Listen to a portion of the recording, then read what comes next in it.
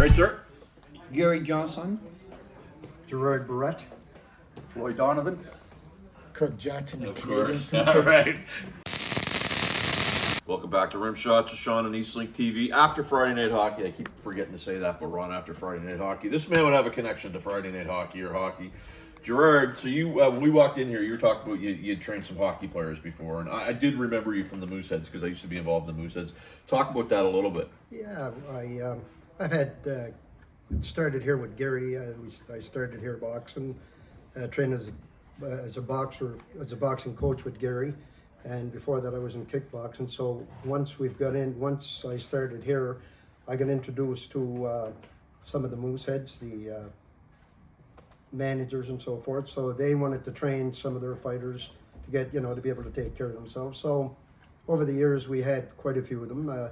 Here, Kevin Marchand, Justin Saunier, Bo, you name it, all the fighters pretty well they had. Kirk Forrest, he was in here. So, we trained them and had them sparring, and ended up, a couple of them ended out actually getting hockey careers, getting drafted because of it. It wasn't, they were better fighters than players. You would have been training those guys when Al McAdam was there. Yes. And I don't know if you remember, but Al used to take bottles of water and run the stairs at the Mentor Center. Yeah. Because he was like that old school guy. Cinder blocks and Morel PEI, that's how he used to train, right? So Wow. yeah, just the whole way to do it. And Floyd and I went to school together, and I had honestly had no idea you were involved in boxing. Even when I don't know how long you've been involved, but I had no idea you've been involved. Well, me and you, we go back, I was like 16, 17 years old at the time when we were playing. When you were always the guy that broke up the fights, but you never got it in you, right? So, it was about 25 years ago.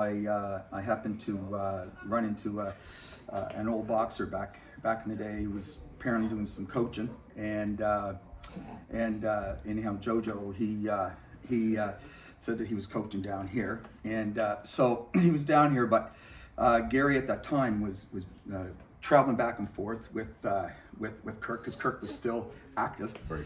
and so.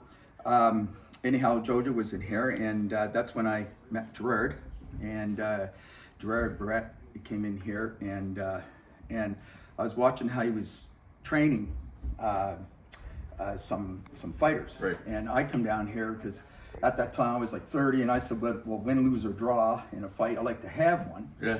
And so anyhow, through Gerard, and then one night Gary came in, and then I realized this was Gary's club, and Gary was the head coach of the club at the time, and still is. And anyhow, I wanted to have that fight, but I have like a medical spinal problem that's going on there, so that wasn't going to happen. So anyhow, I was going to leave, and Gary said at that time, Floyd, I could use assistant coach here. And he goes, if you stay here with me and you be loyal with me, and I'll show you everything. And if it wasn't for Gary and Gerard and Kirk, I'd be nobody in boxing. You're shaking your head. He nobody. He nobody now. But I gotta be me. But for the experience that's here, sure. And I grew up. My grandfather was a Canadian boxer, yeah. And my uncles and all that were all boxers and all that stuff. And so anyhow, I always had the passion for boxing. I always did, and so I just absorb it like a sponge. And Gary and Gerard and we get along very well as coaches. Yep. We're on the same page, and I for my 25 years being here, we never had an argument. Never. And we get along great. And of course, well, with him, there's an argument all the time with him, right? And the reason why they don't argue with my father, the big neutralizer is here. So. Well, I want to. So we were at the awards on Saturday. Yes. And you get up. I think you were the last inductee. Yes. And I mean, you're great. Great career and everything. But you brought your dad up. Yeah. You recognized your mom. Gotcha. And then you talked about your wife for 35 years. And so our takeaways when we were there was like, well, here's a guy that had this wicked career, but the sense of family and the fact that you grew up here and you never wanted to not have people not know that you were from here. Yeah. Was that ever a stumbling block for you in your career? That's what you did? That's what I did. It Yeah. wasn't a stumbling block because, I had the best of both worlds and still had the best of both worlds. I'm from North Preston. Yep. I grew up in Dartmouth. Spent like 2.5 years up in Preston, but the rest in Dartmouth. But almost every weekend I was up in Preston, sometime during the weekday. Even if we went up there for a couple hours to visit our grandmothers. His mother we call Mama, and my mother's mama we call Mama. Uh-huh. And they fed me all the time. They clothed me all the time. They did everything, you know. They were, whatever they did for their kids, they did for their grandkids, whatever. And I was just close to them and just close to some of my uncles, some of my aunts, whatever kids me. And it was great. To me, I had two homes. And I had friends in town, and I had cousins and stuff in North Preston. And it's only like, what, 15 minutes away, Daddy? About that. 10, 15 minutes away. We used to, sometime me and Gary, my brother, we used to jog to North Preston. That's how, yeah, so it was like a 5-mile jog or whatever. So we used to jog to North Preston, and we're up there. And then afterwards, we used to hitchhike back home or whatever. So it was a fun time. So, and you spent a lot of time in Texas. You were talking a little bit about that when you were Yes, you I trained did. down there. But I remember my own father saying, "Yeah, I saw Kirk at the Sobeys of Oh yeah, Anna Vista." yeah, all the time. And so, you know, you immersed yourself in the community. Like, everybody respected you, but they didn't give you a hard time. And I get the sense that you kind of were able to maintain that throughout your career. Well, you know, I'm not gonna say it went perfect. You know, Yeah. it was a couple of things that wanted to give me a hard time, but Yeah. you know, my father and my mother, they're still overprotective of me even right now. Yeah. You know what I'm saying? And then not only that, I'm the type of person that certain things don't really bother me. Yeah. Because I just realized that anything that you do, you're gonna have somebody comment. You're gonna have some people comment bad about what you do, and some people comment good about what you do. But as long as I know I'm doing right, you know, nothing's gonna really concern me. What a great way to stop this segment. We're going to be back Eastlink TV after this. He came in here and I was watching how he was training some fighters. Right. And I come down here because at that time I was like 30, and I said, well, win, lose, or draw in a fight, I like to have one. Yeah. And so anyhow, through Gerard, and then one night Gary came in, and then I realized this was Gary's club, and Gary was the head coach of the club at the time, and still is. And anyhow, I wanted to have that fight, but I have like a medical spinal problem that's going on there, so that wasn't going to happen. So anyhow, I was going to leave, and Gary said at that time, you know, Floyd, you know, I could use assistant coach here. And he goes, if you stay here with me and you be loyal with me, and I'll show you everything. And if it wasn't for Gary and Gerard and Kirk, I'd be nobody in boxing. You're shaking your head. He nobody. No, he nobody now. That's right. But I gotta be me. But for the experience that's here, Sure. and I grew up. My grandfather was a Canadian boxer, Yeah. and my uncles and all that were all boxers and all that stuff. And so anyhow, I always had the passion for boxing. I always did, and so I just absorb it like a sponge. And Gary and Gerard and we get along very well as coaches. Yep. We're on the same page, and you know, I for my 25 years being here, we never had an argument. Never. And we get along great. And of course, well, with him, there's an argument all the time with him, right? And the reason why they don't argue with my father, the big neutralizer is here. So. Well, I want to. So we were at the awards on Saturday. Yes. And you get up. I think you were the last inductee. Yes. And I mean, you're great. You know, great career and everything. But you brought your dad up. Yeah. You recognized your mom, Gotcha. and then you talked about your wife for 35 years. And Yeah. so our takeaways when we were there was like, well, here's a guy that had this wicked career, but the sense of family and the fact that you grew up here and you never wanted to not have people not know that you were from here. Yeah. Was that ever a stumbling block for you in your career? That's what you did. That's what I did. It Yeah. wasn't a stumbling block because, you know, I had the best of both worlds and still had the best of both worlds. I'm from North Preston. Yep. I grew up in Dartmouth. Spent like 2.5 years up in Preston, but the rest in Dartmouth. But almost every weekend I was up in Preston, sometime during the weekday. Even if we went up there for a couple hours to visit our grandmothers. His mother we call Mama, and my mother's mama we call Mama. And they fed me all the time. They clothed me all the time. They did everything, you know. They were, whatever they did for their kids, they did for their grandkids, whatever. And I was just close to them and just close to some of my uncles, some of my aunts, whatever kids me. And it was great. To me, I had two homes. And I had friends in town, and I had cousins and stuff in North Preston. And it's only like, what, 15 minutes away, Daddy? About that. 10, 15 minutes away. We used to, sometime me and Gary, my brother, we used to jog to North Preston. That's how, yeah, so it was like a 5-mile jog or whatever. So we used to jog to North Preston, and we're out there, and then afterwards we used to hitchhike back home or whatever. So it was a fun time. So, and you spent a lot of time in Texas. You were talking a little bit about that when you were you had trained down there. But I remember my own father saying, "Yeah, I saw Kirk at the Sobeys of Buena Vista." Yeah, all the time. And so, you know, you immersed yourself in the community. Like, everybody respected you, but they didn't give you a hard time. And I get the sense that you kind of were able to maintain that throughout your career. Well, you know, I'm not gonna say it went perfect. You know, Yeah. it was a couple of things that wanted to give me a hard time, but you know, my father and my mother, they're still overprotective of me even right now. You know what I'm saying? And then not only that, I'm the type of person that certain things don't really bother me. Yeah. Because I just realized that anything that you do, you're gonna have somebody comment. You're gonna have some people comment bad about what you do, and some people comment good about what you do. But as long as I know I'm doing right, you know, nothing's gonna really concern me. What a great way to stop this segment. We're going to be back Eastlink TV after this. Well, this is going quick. Welcome back to Rimshots with Sean on Eastlink TV. Gerard asked me to ask you about you losing your keys. So Gerard does the thing at the gym. He takes your keys and don't want to give your keys back to you not until you're sweating about it. He took my keys and he was outside trying to put the keys back in my car, but I kept watching him and I saw his arm go, but because I looked, he put it back in his pocket or whatever.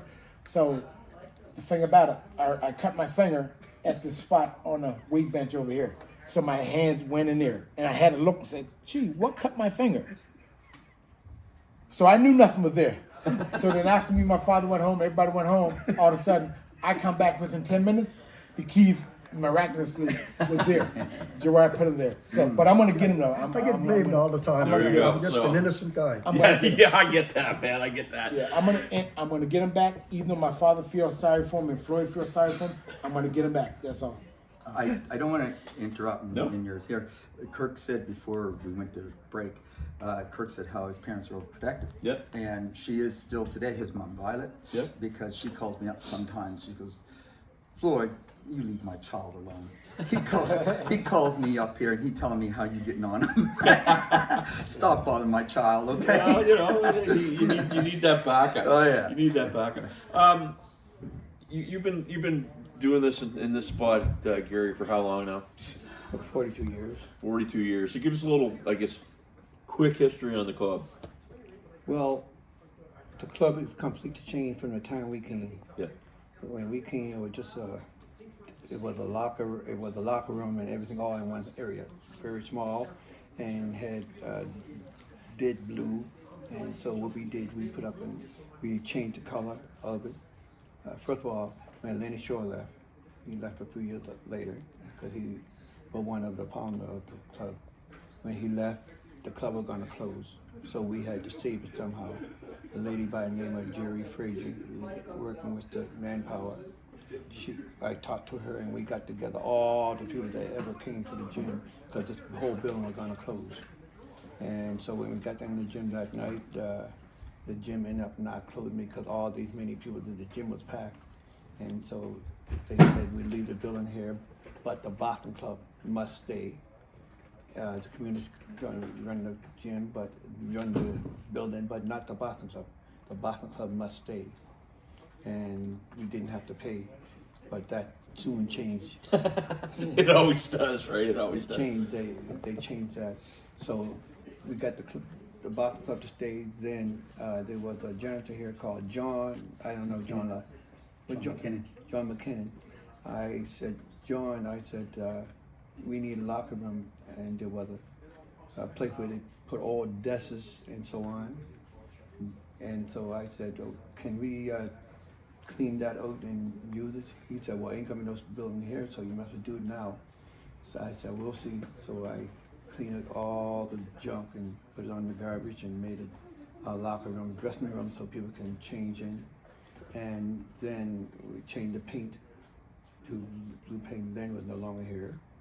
And so we changed the paint of it, and then there was a lot of water coming in the gym all the time through the windows, and like there were holes drilled in the floor, and water would bubble them up. So I had to, every time it rained, I had to, especially winter time, I had to roll up the stuff that was on the floor, and I had to soak up all the water. And water was so much water.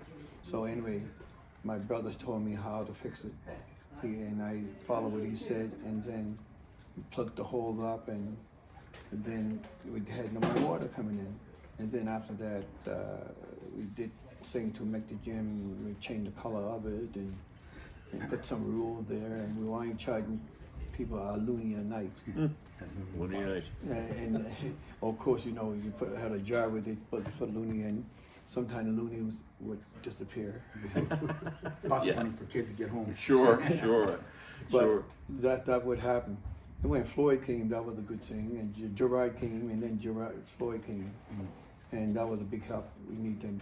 There was people there first. Was Bill Brooks and Jerry Gilby. They were here, my two coaches. But Jerry ended up going to West, and Bill stuck around. He was always our good timekeeper. He stuck around, and that was it. No, 42 years was good. I had a lot of fun. 42 years. That's a long. What did you do before you got into all this? What were you doing as a? I was a transmission technician. Okay, right on. Built transmission. You mentioned that at your induction ceremony. I remember you saying that. So I'll go to you just for a second, Kurt. Throughout your career, you in the rankings, and we're talking like the world rankings. You ranked where? What was your peak? Number one in the world. Number one in the world. Did you hear that, folks? Number one in the world. Right. So there's a message there, right? And I hear this all the time. Oh, you're from Dartmouth. You're from Halifax. You can't, be number one in the world. From Nova Scotia, you can't be number one in the world, but I didn't worry about anything like that. But it all started when I was amateur. Right. I won the World Junior Championship, the first Nova Scotia ever to do it. The second Canadian to do it, Lewis did it. But when he did it, the Cuban fell on the steps and hurt himself, so he won by default. But Lewis would have beat the guy, you know what I'm saying? But I'm the same. I did it actually by fighting the whole 3 fights. And I remember me saying to myself, I fought in Italy, and I fought a fight, and I got knocked down twice, and I ended up kind of quitting the fight. So I remember Wayne Gordon saying to me, I told Wayne Gordon, man, I shouldn't have quit. Wayne said, no. It was a man. It wasn't. No, Daddy, I got this. 2 minutes. Let me finish. It was a man fighting a kid. That's what it was. Daddy. No, So- it wasn't. To me, it was. No, Daddy, it wasn't. I got this, Daddy. So anyway, it's because the guy was a year older than me. Right. Yeah, and I still know the guy now. But anyway, so I got stopped in the second round, and I gave up in the fight because I was talking to somebody. We all said, if you're in a fight, if it gets too hard, we're not gonna get hurt in the fight. So man, I'm just gonna quit.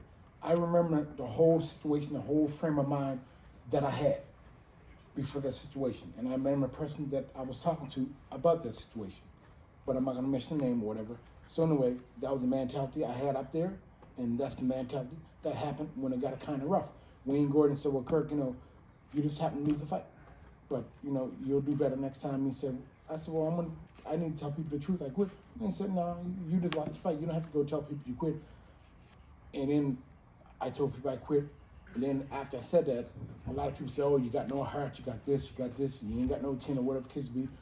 A few guys on the team were always saying stuff bad about me, or whatever kids be. So when I went to the championship of the world, because this guy from Nova Scotia said, "Oh, Kirk got no chin, Kirk got no heart."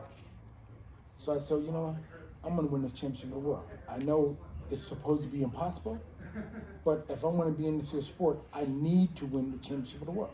So Daddy wrote up this program that it was a tennis program, Daddy, or something. Yeah, I got it from some of the work was from what tennis players used to do. Oh, okay. It was terrible. We still use it now.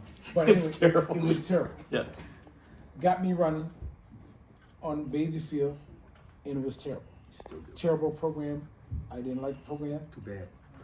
I didn't like the program, but he was on the track with me, blowing some whistle, and I'm just running, but I'm so mad, looking at him like whistle, like mad, right? I can't like that's how I train anyway. If I'm a little mad, I can train. Yep. So I got but I said, you know what, Kirk, I just got to keep on doing it. So Daddy got me. He was, you know what?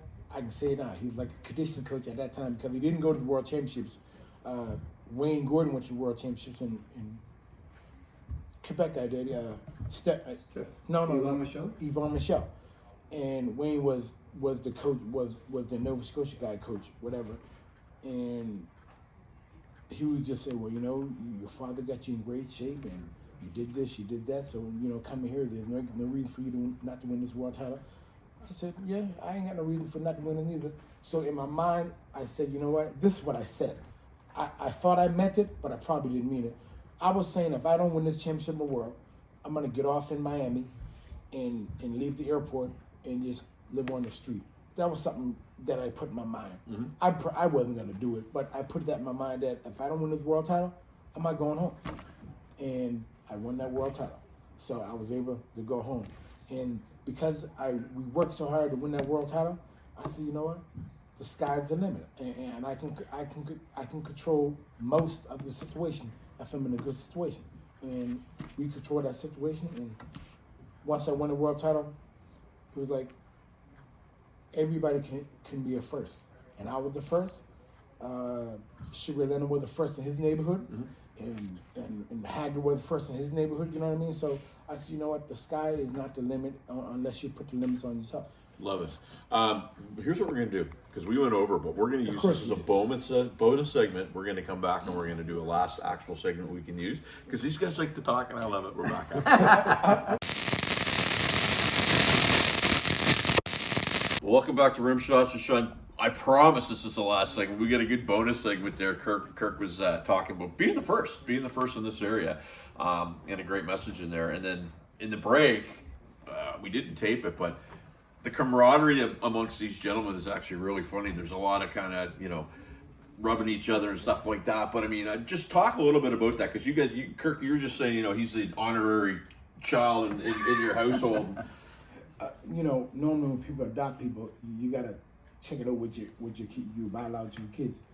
All I know, one day Daddy said, when I die, I want this to happen, and I want my 4 boys. I said 4 boys. Floyd. Oh, okay. So you want Floyd to be involved in the burial or whatever the case would be. But truly, I ain't got no problem with Floyd. I mean, I understand why Daddy probably want Floyd to be there, because Floyd beat Daddy. Daddy was the best assistant coach. Because when Daddy was assistant coach under Lenshaw for a couple of years, Daddy he used to take me down to Lenshaw House. That's why I still go to Lenshaw House right now, because of my father. Yep. He would always talk to the coach and see what the game plan is.